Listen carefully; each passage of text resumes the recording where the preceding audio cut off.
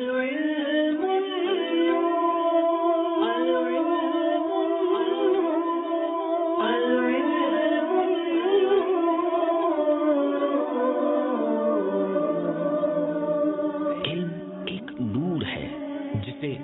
عز و جل بندے کے دل میں ڈال دیتا ہے۔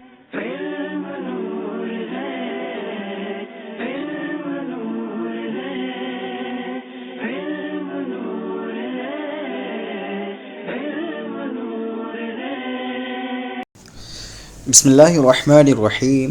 الدلالة التضمنية والالتزامية لا توجدان بدون المطابقة، وذلك لأن الجزء لا يتصور بدون الكل، وكذا اللازم بدون الملزوم، والتابع لا يوجد بدون المتبوع، والمطابقة قد توجد بدونهما، لجواز أن يوضع اللفظ لمعنى بسيط لا جزء له ولا لازم له۔ پیارے طلبہ اکرام، آپ نے اس سے پہلے پڑھا تھا کہ دلالت لفظیہ وضعیہ کی 3 قسمیں ہیں: دلالت مطابقی، دلالت تضمنی اور دلالت التزامی۔ آج مصنف رحمۃ اللہ تعالی علیہ آپ کو بتائیں گے کہ یاد رکھیں دلالت تضمنی اور دلالت التزامی یہ دونوں دلالتیں ایسی ہیں جو کہ دلالت مطابقی کے بغیر نہیں پائی جاتی، یعنی جب دلالت مطابقی پائی جائے گی تبھی دلالت تضمنی پائی جائے گی اور تبھی دلالت التزامی پائی جائیں گی۔ ایسا نہیں ہو سکتا کہ دلالت تضمنی یا دلالت التزامی بغیر مطابقی کے پالی جائے، کیونکہ دیکھیے کسی بھی چیز کا جز جبھی ہوگا جب کسی چیز کا کل ہوگا، کیونکہ تضمنی آپ نے پڑھا تھا جو اپنے معنی موضوع ہو کے جز پر دلالت کرے، اور مطابقی جو اپنے معنی موضوع ہو کے کل پر دلالت کرے۔ تو جب تک کسی چیز کا کل ہی نہیں ہے تو جز کیسے ہو جائے گا؟ جز کا تصور بغیر کل کے نہیں ہو سکتا۔ ایسے ہی لازم جبھی پایا جائے گا جب ملزوم ہوگا، جیسے کہ مثال کے طور پر سورج ہے تو سورج کیا ہے؟ ملزوم ہے، اس کے ساتھ دھوپ لازم ہے۔ تو جب تک سورج نہیں پایا جائے گا یہ دھوپ بھی نہیں پائی جائے گی، کیونکہ صورت ملزوم ہے، اور ملزوم ایک شے حقیقت یعنی ایک ذات ہے، اس ذات کے ساتھ یہ ذات نہیں پائی جائے گی تب تک جو اس کے ساتھ لازم ہے یعنی دھوپ نہیں پائی جائے گی۔ ایسی گرمی ہے یا آپ کہیں آگ ہے، آگ جب تک نہیں پائی جائے گی گرمی بھی نہیں پائی جائے گی، گرماہٹ بھی نہیں پائی جائے گی، کیونکہ آگ کے ساتھ ہی گرمی کیا ہے؟ لازم ہے۔ تو جب آگ پائی جائے گی جب ہی کیا ہے؟ گرمی پائی جائے گی۔ تو آگ ہوا ملزوم اور گرماہٹ جو اس کی ہے وہی لازم۔ تو مصنف رحمۃ اللہ تعالی یہی بتائیں گے کہ یہ دونوں دلالت تضمنی اور التزامی ایک ایسی دونوں دلالتیں ہیں کہ بغیر مطابقی کے نہیں پائی جائیں گی۔ آپ اس کا دیکھیے ترجمہ: الدلالۃ التضمنیۃ والالتزامیۃ لا توجدان بدون المطابقۃ۔ کہنا ہے کہ دلالت تضمنی اور دلالت التزامی بغیر مطابقی کے نہیں پائی جائیں گی۔ وہ کیوں؟ وذالک لأن الجزء لا يتصور بدون الکل۔ وہ اس لیے کہ جز جو ہے اس کا تصور بغیر کل کے نہیں ہو سکتا۔ وکذا اللازم بدون الملزوم، اور اسی طریقے سے لازم بغیر ملزوم کے نہیں ہو سکتا۔ والتابع لا يوجد بدون المتبوع، اور آپ کو پتہ ہے یہاں سے بتانا چاہ رہے ہیں کہ تابع بغیر متبوع کے نہیں پایا جاتا، کیونکہ یہ دلالت مطابقی جو ہے یہ متبوع ہے، اور دلالت تضمنی اور دلالت التزامی جو ہے یہ تابع ہیں، اور تابع جب بھی پائے جائیں گے جب متبوع پایا جائے گا، ہے نا؟ جب تابع جب بھی پائے جائیں گے جب متبوع پایا جائے گا۔ تو یہ دونوں دلالت تضمنی اور التزامی ہیں، تابع ہیں، اور وہ دلالت مطابقی متبوع ہے۔ تو یہی بتانا چاہ رہے ہیں والتابع لا یوجد بدون المتبوع، اور تابع بغیر متبوع کے نہیں پایا جائے گا۔ والمطابقۃ قد توجد بدونہما۔ یہاں سے مصنف رحمۃ اللہ تعالی علیہ بتانا چاہ رہے ہیں کہ یاد رکھیں کہ ہم نے اوپر آپ کو بتایا تھا کہ دلالت تضمنی اور دلالت التزامی بغیر مطابقی کے نہیں پائی جائیں گی، لیکن یاد رکھنا کہ جو دلالت مطابقی ہے بغیر دلالت تضمنی کے اور بغیر دلالت التزامی کے پائی جا سکتی ہے۔ مطابقی بغیر دلالت تضمنی اور بغیر دلالت التزامی کے پائی جا سکتی ہیں، لیکن دلالت تضمن و التزامی اس دلالت مطابقی کے بغیر پائی جائیں ایسا نہیں ہو سکتا۔ کیوں مطابقی بغیر دلالت تضمن و التزامی کیسے پائی جا سکتی ہے؟ کیونکہ ہو سکتا ہے کوئی دلالت کوئی پورا ہو، ہے نا، کوئی چیز ہو، ایسی کوئی چیز ہو نہ اس کا جز ہو نہ اس کا لازم ہو، جیسے کہ اللہ عز و جل ہے وہ بسیط ہے، یعنی وہ اجزاء سے مرکب نہیں ہے۔ تو آپ دیکھیں اللہ عز و جل ہم نے جب بولا تو دلالت مطابقی تو پائی گئی، لیکن اللہ کا کوئی جز نہیں ہے تو اس لیے دلالت تضمنی نہیں پائی گئی۔ ایسے آپ فرض کر لیجئے کہ کوئی ہم دلالت مطابقی بولیں اور اس کا کوئی لازم نہ ہو، تو دیکھیے یہاں پر دلالت تضمنی تو پائی گئی، دلالت مطابقی تو پائی گئی، لیکن دلالت التزامی بھی نہیں پائی گئی۔ تو دلالت التزامی اور تضمنی کے بغیر بھی خلاصہ کلام یہ ہوا کہ مطابقی پائی جا سکتی ہے۔ دیکھیں ترجمہ، والمطابقت قد توجد بدونہما، اور مطابقت جو ہے ہو سکتا ہے ایسا کہ بغیر دلالت تضمنی اور التزامی کی پالی جائے۔ بدونہما میں ہما ضمیر دلالت تضمنی اور التزامی کی طرف راجع ہے۔ کیوں کہہ رہے ہیں لجواز ان یوضع اللفظ لمعنى بسیط، اس لیے کہ ہو سکتا ہے کہ لفظ کو ایسے معنی بسیط کے لیے وضع کیا گیا ہو۔ بسیط یاد رکھیں کہتے ہیں جو اجزاء سے مرکب نہ ہو، اور مرکب کہتے ہیں جو اجزاء سے جڑ کر بنا ہو۔ تو مرکب اور بسیط دو لفظ ہوتے ہیں، یاد رکھیں۔ بسیط کیسے کہیں گے؟ جس میں اجزاء نہ ہو، اور مرکب جس میں اجزاء ہو۔ تو کہہ رہے ہیں ان یوضع اللفظ، کہ لفظ جو ہے ایسے معنی بسیط کے لیے وضع کیا گیا ہو، لا جزء لہ ولا لازم لہ، نہ اس کا جز ہو اور نہ اس کا لازم ہو۔ جب اس کا جز اور لازم ہے ہی نہیں تو پھر دلالت مطابقی تو پائی گئی، لیکن دلالت تضمنی اور التزامی نہیں پائی گئی۔ آگے فرما رہے فَإِن قُلْتَ لَا نُسَلِّمُ أَن يُوجَدَ مَعْنًى لَا لَازِمَ لَهُ فَإِنَّ لِكُلِّ مَعْنًى لَازِمًا الْبَتَّةً وَأَقَلَّهُ أَنَّهُ لَيْسَ غَيْرَهُ۔ یہاں سے ایک اعتراض کر رہے ہیں، اعتراض یہ امام راضی رحمۃ اللہ تعالی علیہ کی طرف سے ہو رہا ہے۔ اعتراض کا خلاصہ یہ ہے کہ دیکھیے امام راضی فرماتے ہیں کہ کوئی ایسا معنی ہو ہی نہیں سکتا کہ کوئی معنی ہو اور اس کا لازم نہ ہو، حالانکہ آپ ابھی کہہ کے آئے ہیں کہ ایسا ہو سکتا ہے کہ کوئی معنی ہو اور اس کا لازم نہ ہو۔ تو امام راضی فرماتے ہیں ایسا ہو ہی نہیں سکتا کہ کوئی معنی ہو اور اس کا لازم نہ ہو، کیونکہ ہر معنی کے لیے کوئی نہ کوئی لازم ہونا ضروری ہے۔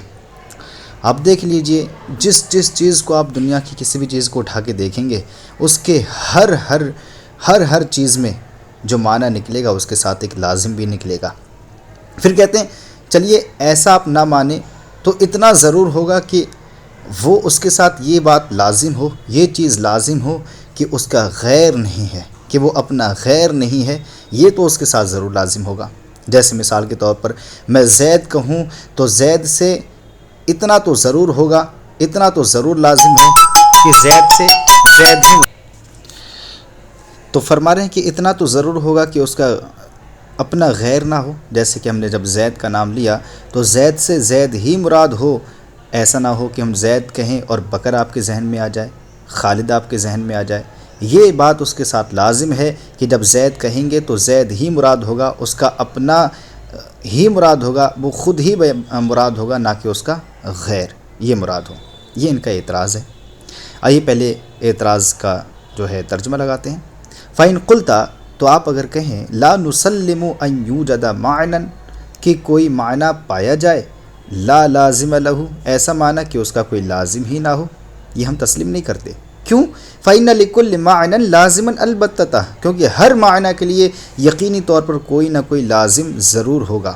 البتہ کا معنی یقینی طور پر ضرور، بالضرور کوئی لازم ضرور ہوگا۔ وَأَقَلَّهُ أَنَّهُ لَيْسَ غَيْرَهُ، اور کم از کم اتنا تو ضرور ہوگا کہ وہ اپنا غیر نہ ہو، اتنا تو ضرور اس کا معنی اس کے ساتھ لازم ہوگا۔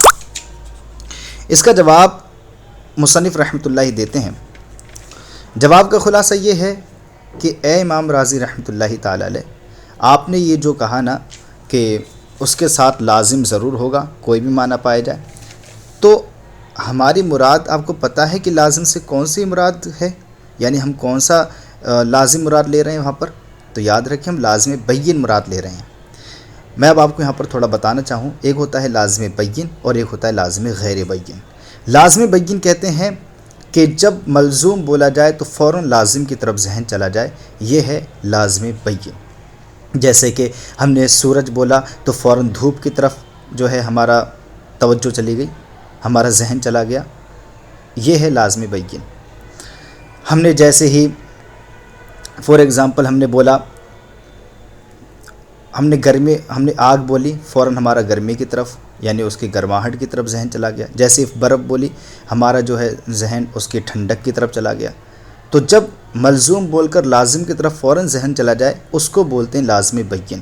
اور لازم غیر بین کہتے ہیں کہ ملزوم بولا جائے لیکن ملزوم بولتے ہی لازم کی طرف ذہن نہ جائے، یہ ہے لازم غیر بین۔ وہ لازم ملزوم وہاں پر بھی ہے، لازم ہے اس کے ساتھ، لیکن ایسا لازم ہے کہ ملزوم بول کر کے لازم کی طرف فوراً ذہن نہیں جاتا، بلکہ اس کے دلیل دینے پڑتی ہے پوری جو ہے، اس کے بعد جو ہے لازم سمجھ میں آتا ہے۔ جیسے کہ آپ اس کو اس طریقے سے سمجھیے، 100 کا ہونا، 50 کا ہونا، 51 کا ہونا، یہ جفت اور طاق ہیں، یعنی 51 طاق ہے، 100 جفت ہے، یہ لازم ہے اس کے ساتھ، 100 کے ساتھ لازم ہے، 51 کے ساتھ لازم ہے، 91 کے ساتھ لازم ہے کہ وہ طاق ہو، 92 کے ساتھ لازم ہے کہ وہ جفت ہو۔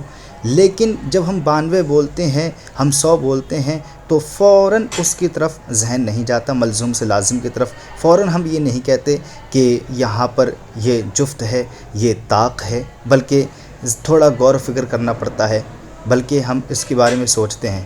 تو یہ کیا ہوا؟ ملزوم سے لازم کی طرف ذہن فوراً نہ گیا، تو اس کو کہتے ہیں لازم غیر بین۔ تو ہماری مراد جو ہے یہاں پر وہ لازم سے لازم بین مراد ہے، نہ کہ لازم غیر بین مراد ہے۔ حالانکہ آپ نے جو کہا ہے وہ آپ کی جو آپ نے دلیل دی، جو آپ نے کہا کہ اتنا تو ضرور ہوگا، لیسا غیرہ نہ ہو، کہ وہ اپنا غیر ہی نہ ہو، اپنا غیر نہ ہو، اتنا تو ضرور اس کے ساتھ لازم ہوگا، یہ لوازم بینہ میں سے نہیں ہے۔ اور جب لوازم بینہ میں سے نہیں ہے تو آپ کا یہ کہنا بھی غلط ہے۔ کیوں؟ اس لیے کہ ہم بہت سارے معانیوں کا تصور کرتے ہیں، لیکن کبھی بھی ہمارے دل میں غیر کے معنی کا خطرہ بھی نہیں گزرتا۔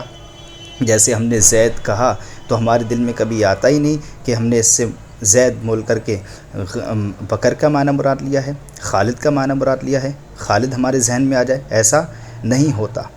تو جب یہ نہیں آتا تو آپ کا یہ کہنا کہ یہ مراد، یہ بول کر کے یہی مراد ہے، زید بول کر کے زید ہی مراد ہے، یہ کہنا آپ کا درست کیسے صحیح ہو جائے گا؟ جب ہمارا غیر کی طرف غیر کا معنی ہمارے ذہن میں آتا ہی نہیں تو اب وہ غیر اس کا یہ کہنا کہ اس سے یہی مراد ہے، یہ تاکید کے ذریعے کرنا، یہ بھی آپ کا ٹھیک نہیں ہے۔ آئیے اب اس کا ترجمہ لگاتے ہیں۔ قلنا المراد باللازم، کہتے ہیں کہ لازم سے مراد هو اللازم البین، وہ لازم بین ہے، الذی ينتقل الذہن من الملزوم الیہ۔ لازم بین کسے کہتے ہیں؟ وہ ہے کہ ملزوم سے فوراً لازم کی طرف ذہن منتقل ہو جائے۔ وقولک لیس غیرہ، اور آپ کا کہنا لیس غیرہ لیس من اللوازم البینہ، وہ لوازم بینہ میں سے نہیں ہے۔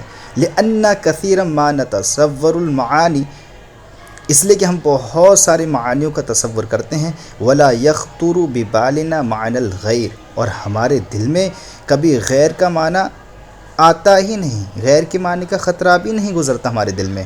فضلا عن کونہ لیس غیرہ، یہ چہ جائے کہ یہ کہا جائے کہ یہ اس کا غیر ہے، کہ وہ اپنا غیر نہیں ہوگا، وہ اپنا غیر نہ ہو، اس کا تو خطرہ بھی ہمارے ذہن میں لیس غیرہ کا، لیس غیرہ کا خطرہ بھی ہمارے دل میں نہیں گزرتا، چہ جائے کہ یہ ہمارے دل میں آئے لیس غیرہ، جبکہ ہمارے دل میں جو ہے غیر کے معنی کا بھی خطرہ نہیں گزرتا، تو چہ جائے کہ لیس غیرہ کا معنی ہمارے دل میں آئے۔ امید کرتا ہوں کہ آپ کو یہ سبق سمجھ میں آیا ہوگا۔ اگر سبق سمجھ میں آیا ہو تو ضرور کمنٹ باکس میں اپنی رائے لکھیں، اپنے دوستوں کے ساتھ شیئر کریں اور ہمارے چینل کو سبسکرائب کریں۔ السلام علیکم ورحمۃ اللہ وبرکاتہ۔